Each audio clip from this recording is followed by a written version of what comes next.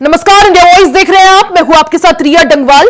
उत्तराखंड समाचार में आपका स्वागत है। बुलेटिन की शुरुआत करेंगे उत्तराखंड की खबरों के साथ। यूसीसी को लेकर बड़ी खबर आपको बता दें, सीएम पुष्कर सिंह धामी ने यूसीसी लागू करने का संकल्प एक बार फिर से दोहराया है। यूसीसी को लागू करने का उन्होंने संकल्प दोहराया, साथ में अगस्त महीने तक यूसीसी लागू करने की बात की। जनता से किए वादे इस दौरान पूरे होंगे, ऐसा मुख्यमंत्री पुष्कर सिंह धामी ने कहा। आपको बता दें कि इसी साल यूसीसी कानून लेकर आया था उत्तराखंड में। यूसीसी कानून उत्तराखंड विधानसभा ने पास किया। हालांकि इसकी नोटिफिकेशन अभी जारी नहीं हुई है। जिस दिन नोटिफिकेशन जारी होगी उस दिन से ही यूसीसी उत्तराखंड में लागू हो जाएगा। तो ये बड़ी खबर आपको बता दें, यूसीसी को लेकर ये बड़ी खबर। मुख्यमंत्री पुष्कर सिंह धामी ने उत्तराखंड में यूसीसी लागू करने का संकल्प दोहराया है। अगस्त महीने तक यूसीसी लागू करने की बात सामने आई है। मुख्यमंत्री पुष्कर सिंह धामी ने साफ कर दिया है कि जनता से किए वादे पूरे किए जाएंगे। बता दें कि इसी साल उत्तराखंड सरकार यूसीसी कानून लेकर आई। उत्तराखंड विधानसभा में यूसीसी कानून पास हुआ। हालांकि इसका नोटिफिकेशन अभी जारी नहीं हुआ है। अगस्त महीने में नोटिफिकेशन जारी हो सकता है। ज्यादा जानकारी के लिए सीधा रुक कर लेते हैं संवाददाता अभय कैंतुरा का। अभय, जिस तरह से इसी साल धामी सरकार यूसीसी कानून लेकर आई, उत्तराखंड विधानसभा में ये पास हुआ, हालांकि नोटिफिकेशन अभी तक जारी नहीं हुआ है। क्या माना जाए, कब यूसीसी को लेकर नोटिफिकेशन जारी हो सकता है? बिल्कुल, इसे इस रूप में समझ सकते हैं कि उत्तराखंड सरकार ने जो वायदा किया था, खासतौर पर मुख्यमंत्री पुष्कर सिंह धामी ने जो वायदा किया था, उस वायदे को पूरा करने के लिए वो लगातार यहाँ पर प्रयासरत दिख रहे हैं। 2022 के विधानसभा चुनाव से पहले मुख्यमंत्री पुष्कर सिंह धामी ने प्रदेश की जनता से वायदा किया था कि उत्तराखंड में यूसीसी कानून को लाने का काम यहाँ पर किया जाएगा। और 2022 के चुनाव परिणाम आते ही मुख्यमंत्री पुष्कर सिंह धामी ने सबसे पहले यूसीसी के लिए एक विशेषज्ञ समिति का गठन यहाँ पर किया था, जिसमें हाईकोर्ट की जो जस्टिस रही है रंजना देसाई, उनके अध्यक्षता में कमेटी का गठन यहाँ पे किया गया था। 5 सदस्यीय कमेटी थी जिन्होंने 2 लाख से ज्यादा प्रदेश की जनता के सुझाव यहाँ पे लिए थे। विकास के लिहाज से प्रदेश के विभिन्न क्षेत्रों में वो गए थे, जनता के सुझावों को इकट्ठा करने का उनकी तरफ से काम यहाँ पर किया गया था। और अभी तक की स्थिति में अगर समझे तो ये कहा जा सकता है कि 11 मार्च का समय था जब राष्ट्रपति की तरफ से इस यूसीसी कानून को मंजूरी देने का काम किया गया था। और अब मुख्यमंत्री पुष्कर सिंह धामी ने अपना उस संकल्प को पुनः दोहराते हुए उत्तराखंड में अगस्त माह से यूसीसी को लागू करने की बात यहाँ पर कही है। तो समझा जा सकता है कि उत्तराखंड के लिए जल्द ही यूसीसी कानून यहाँ पर लागू हो जाएगा। और अभी तक की जो प्रक्रिया देखने को मिली है उसमें सरकार की तरफ से बाकायदा इस कानून को लागू करने के लिए जो समिति का गठन होना चाहिए था, उस समिति को बनाने का काम यहाँ पर कर दिया गया। समिति अपने स्तर पर परीक्षण करने का काम यहाँ पर कर रही है।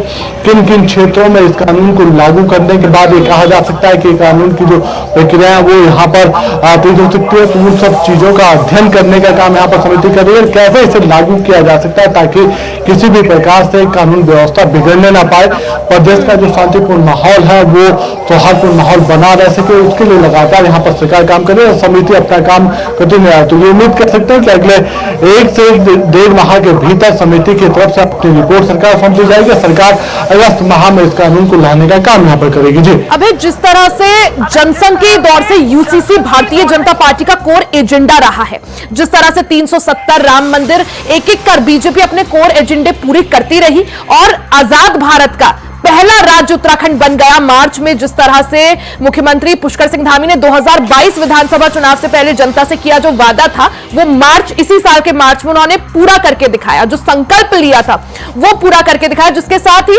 उत्तराखंड पूरे देश भर के लिए एक उदाहरण के रूप में भी आया। और यूसीसी उत्तराखंड में विधानसभा ने पास किया। हालांकि नोटिफिकेशन जिस तरह से आपने भी कहा अगस्त महीने में जारी हो सकता है, जिसके साथ ही यूसीसी जो है पूरे उत्तराखंड में लागू हो जाएगा। क्या माना जाए, यूसीसी लागू होने के बाद क्या कुछ यहां पर बदलाव देखने को मिलेंगे और लोगों के बीच की अगर बात करें, क्या कुछ रिएक्शंस यहां पर सामने आ रहे हैं? देखिए, अभी तक की जो प्रक्रिया यहाँ पर देखने को मिली है, खासतौर पर यूसीसी कानून को लेकर जो पूरी प्रक्रिया यहाँ पर रही है, उसमें जो जनता के सुझाव है वो यूसीसी को लेकर काफी सकारात्मक रुख अपना देते हुए नजर आए।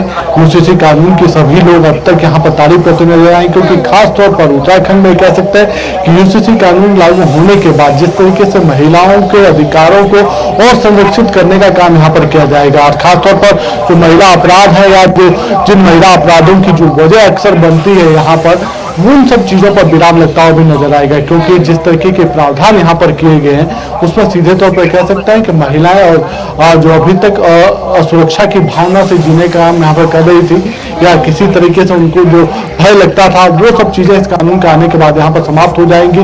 तो सीधे तौर पर यह समझा जा सकता है कि उत्तराखंड में तो इस कानून को लेकर सभी लोग मुख्यमंत्री पुष्कर सिंह धामी तारीफ यहाँ पर कर रहे हैं। हाँ, ये जरूर कहा जा सकता है कि विपक्षी दल में खासतौर पर कांग्रेस पार्टी की तरफ से वो संवैधानिक चीजों को उठाने का काम यहाँ पर जरूर किया जा रहा है, यानी संविधान की जो सातवीं जो संपत्ति सूची है उसमें किस प्रकार से इस कानून को लाने के बाद उत्तराखंड में कानून के बदलना शुरू यहाँ पर हो पाएगा, तो उसको लेकर जब मार्च के महीने में उत्तराखंड में यूसीसी को लेकर डिस्कशन विधानसभा में चल रहा था, तभी विपक्ष ने जमकर यूसीसी का विरोध किया था। हालांकि जो एक चीज बिल्कुल नई दिखी अब है यूनिफॉर्म सिविल कोड में, वो था लिव इन रिलेशनशिप को लेकर जो प्रावधान यूसीसी में लाए गए हैं उसको लेकर, क्योंकि अगर राजधानी देहरादून की बात करूं, बड़ी संख्या में दूर दूर से यहां पर लोग आते हैं, बच्चे आते हैं पढ़ने के लिए, एजुकेशनल हब है, नई जनरेशन के बच्चे यहां रहते हैं, नई जनरेशन के लोग देहरादून में बसते हैं। ऐसे में यूसीसी में जिस तरह से लिव इन रिलेशनशिप को जोड़ा गया, लोगों की तरफ से किस तरह का रिएक्शन उसको लेकर?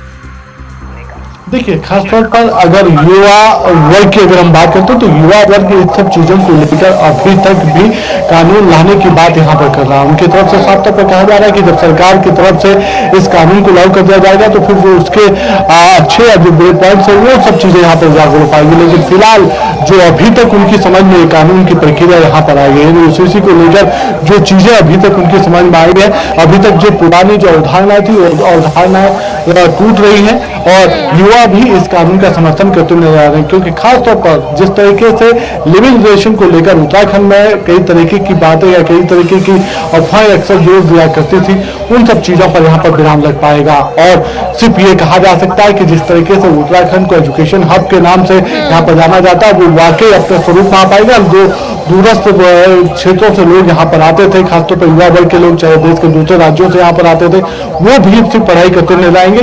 इस तरीके के दूसरे जो कार्य यहाँ पर होते थे, उन सब चीजों पर विराम लगता हुआ भी नजर आएगा। लेकिन इसके अलावा जनता के बीच जो है यूसीसी को लेकर काफी ज्यादा उत्साह और एक तरह से समर्थन का भाव यहाँ पर देखने को मिल रहा है। वहीं दूसरी तरफ मुख्यमंत्री पुष्कर सिंह धामी ने 2022 विधानसभा चुनाव से पहले जनता से जो वादा किया था यूसीसी लाने का, वो पूरा होने वाला है। विधानसभा में पहले ही ये बिल पास हो चुका है, कानून का रूप ले चुका है, बस अब नोटिफिकेशन जारी होने का इंतजार है। और जल्द जो है, जिस तरह से मुख्यमंत्री पुष्कर सिंह धामी का बयान भी सामने आया, जल्द यूसीसी भी उत्तराखंड में लागू हो जाएगा। अब है, आप नजर बनाए रखें। बहुत बहुत शुक्रिया जानकारी के लिए।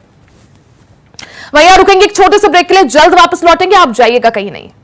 ब्रेक के बाद एक बार फिर से आपका स्वागत है। खबरों में आगे बढ़ते हैं। खबर राजधानी देहरादून से है, जहां प्रदेश बीजेपी अब अपने कार्यक्रमों की रूपरेखा तय कर रही है, जिसको लेकर आगामी 14 और 15 जुलाई को राजधानी देहरादून में बीजेपी द्वारा प्रदेश के सभी पदाधिकारियों की बैठक का आयोजन किया गया। प्रदेश मीडिया प्रभारी मनवीर सिंह चौहान ने बताया कि इस बैठक में पूरे प्रदेश भर से 1200 से ज्यादा पदाधिकारी शिरकत करने वाले हैं। मनवीर सिंह चौहान ने आगे कहा कि उत्तराखंड की 5 लोकसभा सीटों को उत्तराखंड की जनता ने बीजेपी को जिताकर दी है। इसके लिए उत्तराखंड की जनता का अभिनंदन कार्यक्रम आयोजित किया जाएगा। साथ ही आगामी दिनों के कार्यक्रमों की रूपरेखा इस बैठक में भी तय की जाएगी।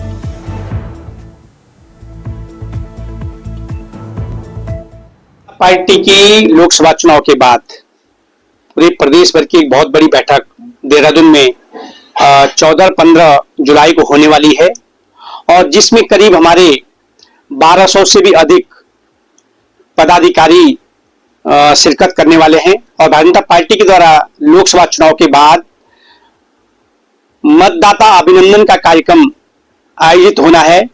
जिन मतदाताओं ने नरेंद्र भाई मोदी जी को तीसरी बार प्रधानमंत्री बनाने के लिए अपना मतों का प्रयोग किया, उसके लिए धन्यवाद। पूरे उत्तराखंड की जिस प्रकार से 5 सीटें हमने जीती, उसका सबसे पहले धन्यवाद किया जाएगा। इसके साथ ही जिस प्रकार से कांग्रेस के द्वारा हिंदुओं को हिंसक और झूठा बोलकर जिस प्रकार से अपमान किया गया पूरे हिंदू समाज का, उसके लिए भी एक निंदा प्रस्ताव के रूप में भारतीय जनता पार्टी उसको रखने वाली है। वहीं बीते दिन उत्तराखंड की दो विधानसभा सीटों पर उपचुनाव हुआ, जिसके लिए वोटिंग हुई। वहीं अब इस मसले पर चुनाव आयोग ने आंकड़े जारी कर दिए। मंगलौर और बद्रीनाथ में मतदान प्रतिशत घटा है। मंगलौर में जहां 68% के लगभग वोटिंग हुई, वहीं बद्रीनाथ में 52% के लगभग वोटिंग हुई। उपचुनाव में मतदाताओं ने ज्यादा रुचि नहीं दिखाई। बद्रीनाथ विधानसभा में 14% वोटिंग घटी है। नाराजगी के चलते लोगों ने अब की बार वोट नहीं डाले। बारिश के कारण भी घरों से लोग बाहर नहीं निकले। तो बीते दिन उत्तराखंड की दो विधानसभा सीटों पर उपचुनाव हुए, जिसमें मंगलौर और बद्रीनाथ सीटें शामिल थी। इस दौरान अब वोटिंग को लेकर चुनाव आयोग ने आंकड़ा भी जारी कर दिया है। मंगलौर और बद्रीनाथ की बात करें तो दोनों में ही मतदान प्रतिशत घटा है। मंगलौर में 68% वोट डाले गए, तो बद्रीनाथ में वोटर्स टर्नआउट 52% रहा। उपचुनाव में मतदाताओं ने ज्यादा दिलचस्पी नहीं दिखाई। इस दौरान बद्रीनाथ विधानसभा में 14% वोटिंग घटी है। वहीं इसकी वजह लोगों की एक तरफ नाराजगी बताई जा रही है, तो दूसरी तरफ बारिश के कारण लोग घरों से बाहर नहीं निकले। बीते दिन उत्तराखंड की दो विधानसभा सीटों में बद्रीनाथ और मंगलौर में उपचुनाव के लिए वोटिंग हुई। ऐसे में चुनाव आयोग ने मतदान प्रतिशत का आंकड़ा भी जारी कर दिया है, जिसमें दोनों ही सीटों पर कम वोटिंग परसेंटेज दिखाई दिया। ज्यादा जानकारी के लिए सीधा रुख कर लेते हैं दीपक शाह का। दीपक, जिस तरह से बीते दिन उपचुनाव हुआ, वोट डाले गए, लेकिन बद्रीनाथ की अगर बात करूं, सिर्फ 52% वोटिंग, पिछले बार के मुकाबले 14% वोटिंग घटी है। क्या माना जाए, आखिर क्या वजह रही? जिस प्रकार से कल बद्रीनाथ विधानसभा और मंगलौर विधानसभा में उपचुनाव हुए थे, तो बद्रीनाथ विधानसभा की बात की जाए तो इस बार इस विधानसभा में काफी जो वोटर हैं उनका रुझान बहुत कम मिला। लोग घरों में कैद रहे। बद्रीनाथ विधानसभा में जहाँ 2022 में लगभग 66% मतदान हुआ है, तो इस बार ये घटकर 52% पर आ गया। और वजह मानी जा रही है कि जिस प्रकार से ये बरसात का मौसम है, जगह जगह जो गाँव के पैदल रास्ते बंद हैं और सड़कें बंद हैं, वहीं जोशीमठ में भी जो स्टेट हाईवे बंद पड़ा है, तो और कहीं ना कहीं जो अचानक हुए उपचुनाव है उससे भी कहीं ना कहीं लोगों में नाराजगी जाहिर है, जिससे कि लोगों का जो रुझान है इस बार वोटिंग में देखने को कम मिला। यानी बारिश जो है वो बड़ा कारण यहाँ पर या बड़ा फैक्टर यहाँ पर रही, जिस वजह से वोट जो है कम पड़े। जी जरूर है। जिस प्रकार से पिछले काफी दिनों से पहाड़ों में और मानसून का सीजन भी आ चुका है, तो जगह जगह बारिश हो रही है, भूस्खलन हो रहा है, लैंडस्लाइड हो रही है, जिससे कि रोडें बंद है। इस कारण लोगों का जो रुझान है, जो इंटरेस्ट है, वो यहाँ पर काफी कम हुआ है। दीपक, लेकिन जिस तरह से 2022 विधानसभा चुनाव में बद्रीनाथ की जनता ने बढ़ चढ़कर वोट किया था, 65% से ज्यादा वोटिंग पिछले चुनाव में देखने को मिली थी। अब की बार जब उपचुनाव हुए तो सिर्फ 52% वोटिंग। ऐसे में किस तरह से इस वोटिंग परसेंटेज को समझा जाए? किसके पक्ष में वोटिंग परसेंटेज और क्या कुछ बयान कर रहा है? वोटिंग परसेंट की बात की जाए तो 2 साल पहले ही यहाँ पर विधानसभा चुनाव संपन्न हुआ था, कि जिसमें लोगों ने काफी बढ़ चढ़कर भाग लिया था। लेकिन अचानक हुए इस उपचुनाव के चलते लोगों में कहीं ना कहीं नेताओं के प्रति रोष है, कहीं ना कहीं जो पार्टी के वर्तमान सरकार है उसके प्रति रोष है।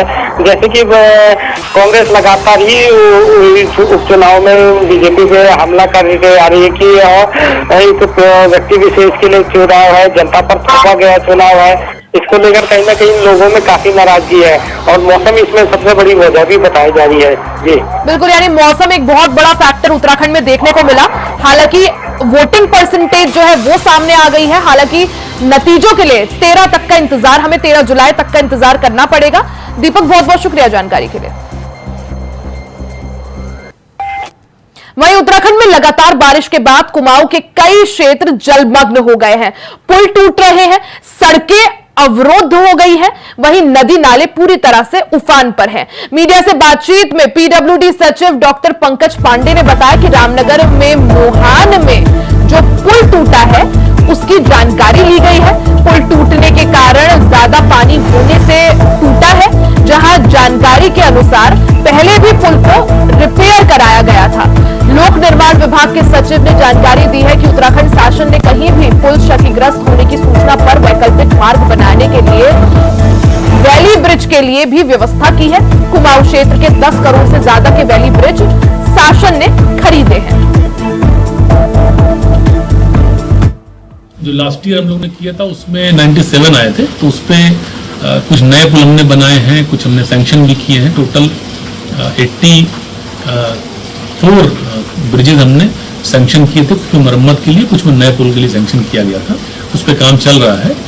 कई सारे पुल हैं जिसमें लंबा समय 1 से 1.5 साल भी लगने की संभावना है, जो जैसे मालन नदी का पुल है, या हरिद्वार में एक पुल था, और पहाड़ में और कुछ जगहों पे पुल हैं। कोटद्वार एरिया में 3-4 पुल हैं, उन पे भी हमने सैंक्शन किया था।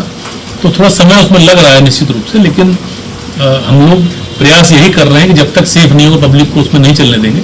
इसके अलावा इस वर्ष भी हमारी जो टीमें हैं उन्होंने इंस्पेक्शन किया है। कोई नया एडिशन नहीं हुआ है, जैसे अभी ये वाला पुल गिरा है तो ये अनसेफ वाले कैटेगरी में नहीं आता था, अदरवाइज हम लोग ने इसको पहले टेकअप किया होता। बाकी डिटेल उसकी इंक्वायरी हम लोग करेंगे। उत्तराखंड में भारी बारिश से लगातार नुकसान हो रहा है। प्रदेश में सबसे ज्यादा सड़कों को नुकसान पहुंचा है। प्रदेश में प्रधानमंत्री ग्रामीण सड़क योजना के तहत आने वाली 113 से ज्यादा सड़कें बंद हैं। 90 सड़कें कुमाऊं में और 23 सड़कें गढ़वाल में बंद हैं, जिनको खोलने का काम लगातार चल रहा है। प्रधानमंत्री ग्रामीण सड़क योजना के तहत आने वाले पुलों को लेकर गणेश जोशी का कहना है कि पुलों के निर्माण कार्य चल रहे हैं। अभी कोई बड़ी हानि पुलों को नहीं हुई है। सभी जगह विभागीय अधिकारी नजर बनाए हुए हैं। जो सड़कें बंद हैं उन्हें खोलने का काम चल रहा है।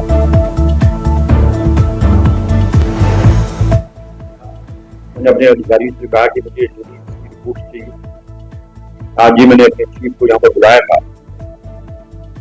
जो हमारी 113 सड़कें आज सुबह 11 बजे तक बंद थी, इसमें 23 गढ़वाल की हैं और 90 कुमाऊं की है।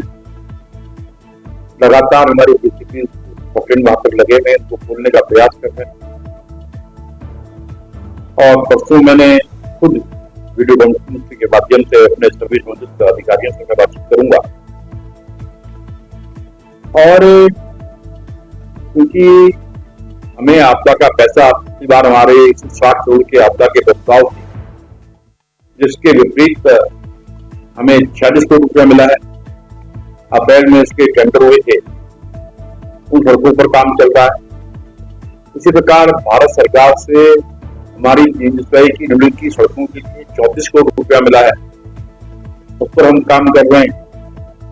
क्योंकि प्रधानमंत्री जी का जो सपना है कि 250 तक की आबादी को हम मुख्य मार्गों से जोड़ेंगे। वहीं अब बात मानसून की कर लेते हैं। बारिश को लेकर बड़ी खबर आपको बता दें, प्रदेश के 5 जिलों में जमकर बारिश होगी। इसमें देहरादून, नैनीताल, उधम सिंह नगर, बागेश्वर और चंपावत शामिल है। इन 5 जिलों में बारिश का रेड अलर्ट जारी किया गया है। आज भारी बारिश का येलो अलर्ट है। वहीं मौसम विभाग ने लोगों से अलर्ट बरतने की अपील की है। वहीं मौसम विभाग ने इस दौरान लोगों से सावधानी बरतने की अपील की है। तो बारिश को लेकर बड़ी खबर आपको बता दें, उत्तराखंड के 5 जिलों में जमकर बारिश होगी, जिसमें देहरादून, नैनीताल, उधम सिंह नगर, बागेश्वर और चंपावत शामिल है। इन 5 जिलों में, जिसमें देहरादून, नैनीताल, उधम सिंह नगर, बागेश्वर और चंपावत में बारिश का येलो अलर्ट जारी किया गया है। मौसम विभाग ने लोगों से इस दौरान लोगों से सावधानी बरतने की अपील की है। ज्यादा जानकारी के लिए सीधा रुख कर लेते हैं संवाददाता भरत शाह का। भरत, जिस तरह से मौसम विभाग ने अलर्ट जो है पूरे कुमाऊं क्षेत्र में, गढ़वाल क्षेत्र में जारी किया है, बारिश का येलो अलर्ट है, ऐसे में प्रशासन की तरफ से क्या कुछ तैयारियां? हाँ देखिए रिया, इससे पहले भी जब बारिश आई तो उसका सबसे ज्यादा असर कुमाऊं मंडल में दिखाई दिया था और सबसे ज्यादा असर नैनीताल जनपद में और खटीमा क्षेत्र और चंपावत क्षेत्र के पनसा और टनकपुर में दिखाई दिया था। खुद मुख्यमंत्री ने इन आपदा प्रभावित क्षेत्रों का दौरा किया था और अधिकारियों को सतर्कता बरतने के निर्देश दिए थे। उसके बाद कहीं ना कहीं प्रशासन पूरे तरीके से जो आपदा प्रभावित जो लोग हैं उनको स्कूलों में, इसके अलावा जो अन्य क्षेत्र हैं जो सरकारी श्रम स्थली बनाए गए हैं वहाँ पर काफी लोग रह रहे हैं, उनको भोजन पानी की व्यवस्था की गई है। लेकिन जिस तरह से पानी लगातार खटीमा क्षेत्र में है, मैं आपको बताना चाहूंगा जो खटीमा क्षेत्र है वो पूर्व जो वर्तमान मुख्यमंत्री पुष्कर सिंह धामी का पुराना क्षेत्र रह चुका है, तो वहीं के रहने वाले भी हैं। तो उसके बाद प्रशासन पूरी तरीके से अर्थ मोड में दिखाई दिया, खुद कमिश्नर और इसके अलावा बिल्कुल, और यही वजह है कि मुख्यमंत्री पुष्कर सिंह धामी ने बाढ़ प्रभावित क्षेत्रों का दौरा वहां पर किया, निरीक्षण किया, अधिकारियों को आवश्यक दिशा निर्देश भी दिए और जिस तरह से मौसम विभाग ने मौसम को लेकर चेतावनी जारी की है, उसके बाद प्रशासन यहां पर क्या कुछ कदम उठाता है, किस तरह से लोगों की यहां पर मदद की जाती है, उस पर सभी की निगाहें। भरत, बहुत बहुत शुक्रिया जानकारी के लिए। इसी के साथ देवभूमि की खबरों में फिलहाल के लिए सिर्फ इतना ही। खबरों का सिलसिला जारी रहेगा, बने रहे हमारे साथ।